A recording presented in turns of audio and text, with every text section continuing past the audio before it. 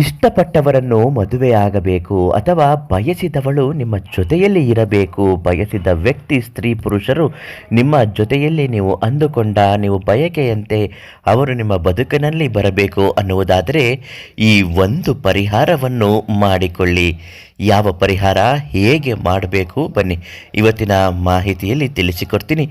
Amruthadhaare Facebook ಪೇಜನ್ನು ಮೊದಲು follow ಮಾಡಿ, ಜೈ ನಿರಂಜನ್ ಅಂತ ಕಮೆಂಟ್ ಹಾಕಿ. ಎಲ್ಲ ಕಮೆಂಟ್ಗೂ ಗುರುಗಳು ರಿಪ್ಲೈ ಮಾಡ್ತಾರೆ. ನಿಮ್ಮ ಕಷ್ಟ ಸಮಸ್ಯೆಗಳಿದ್ದಾಗ ಶ್ರೀನಿವಾಸರಾವ್ ಗುರುಗಳಿಗೆ ಕರೆ ಮಾಡಿ. ಅವರು ಹೇಳಿರುವ ಹಾಗೆ ಇಷ್ಟಪಟ್ಟ ವ್ಯಕ್ತಿಯನ್ನು ನಿಮ್ಮಂತೆ ಮಾಡಿಕೊಳ್ಳಲು ಇಲ್ಲಿದೆ ನೋಡಿ ಒಂದು ಪರಿಹಾರ ಸೂತ್ರ. ಒಂದು ಮಣ್ಣಿನ ದೀಪವನ್ನು ತೆಗೆದುಕೊಳ್ಳಿ, ಬಿಳಿಯ ಹಾಳೆಯನ್ನು ತೆಗೆದುಕೊಳ್ಳಿ. ಆ ಬಿಳಿಯ ಹಾಳೆಯ ಮೇಲೆ ವೃತ್ತಾಕಾರವನ್ನು ರಚನೆ ಮಾಡಿ ವೃತ್ತಾಕಾರದ ಸುತ್ತ ತ್ರಿಶೂಲದ ಚಿಹ್ನೆಯನ್ನು ಬರೆದುಕೊಳ್ಳಬೇಕು. ಅದರ ಮಧ್ಯಭಾಗದಲ್ಲಿ ನೀವು ಯಾವ ವ್ಯಕ್ತಿಯನ್ನು ಮನಸಾರೆ ಇಷ್ಟಪಡುತ್ತೀರೋ ಆ ವ್ಯಕ್ತಿಯ ಹೆಸರನ್ನು ಮಧ್ಯಭಾಗದಲ್ಲಿ ಬರೆದುಕೊಳ್ಳಬೇಕು. ಉದಾಹರಣೆಗೆ ಸುದರ್ಶನನ್ನು ಇಷ್ಟಪಡ್ತಿದ್ದೀರಾ ಅಥವಾ ಮಾಳವಿಕಾ ಅವಳನ್ನು ಇಷ್ಟಪಡ್ತಿದ್ದೀರಾ, ಅದರ ಮೇಲ್ಭಾಗದಲ್ಲಿ ಅವರ ಹೆಸರನ್ನು ಬರೆದುಕೊಳ್ಳಬೇಕು. ಆ ಕಾಗದ ಹಿಂಭಾಗದಲ್ಲಿ ಅವರು ನಿಮಗೆ ಯಾವ ವಿಚಾರಕ್ಕೆ ಕೈವಶವಾಗಬೇಕು, ಉದಾಹರಣೆಗೆ ಅವರು ನನ್ನನ್ನು ಮದುವೆಯಾಗಬೇಕು ಅನ್ನುವುದಾದರೆ ಮದುವೆಯಾಗಬೇಕು, ಅವರು ನನ್ನನ್ನು ಪ್ರೀತಿಸಬೇಕು ಅನ್ನೋದಾದರೆ ಪ್ರೀತಿಸಬೇಕು ಅಂತ ಬರೆದುಕೊಳ್ಳಿ.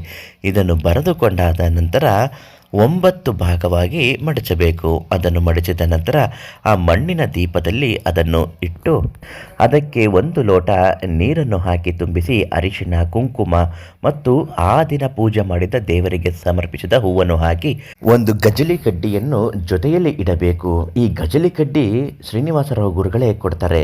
ಅದು ತುಂಬಾ ಮುಖ್ಯವಾದಂತಹ ಆಕರ್ಷಣ ಕಡ್ಡಿಯಾಗಿರುತ್ತದೆ. ಯಾವುದೇ ವ್ಯಕ್ತಿಯಾಗಲಿ ಸಂಪೂರ್ಣವಾಗಿ ಕೈವಶವಾಗುತ್ತಾರೆ.